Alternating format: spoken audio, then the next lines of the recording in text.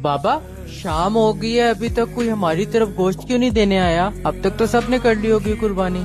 जी बेटा, आ जाएगा गोश्त, कुर्बानी करने में टाइम लगता है इसलिए। खैर मुबारक भाईजान, कुर्बानी का गोश्त तैयार करके फ्रिजों में भर लिया है। आज रात है बारबेक्यू पार्टी, आना मत भूलना। भाई फ्रिजों में नहीं भरना तो और कहाँ करना है? अबे यार ये पुराने लोगों की रिवायतें हैं, हिस्से करो फिर बांटो, हमसे नहीं होता भाई। अब क्या बंदा खुल के एंजॉय भी ना करे? साल में एक दफा बकरा ईद आती है, गरीब का क्या है यार, गरीब तो दाल सब्जी खा के भी खुश होके सो जाता है। इतना ना सोचा कर।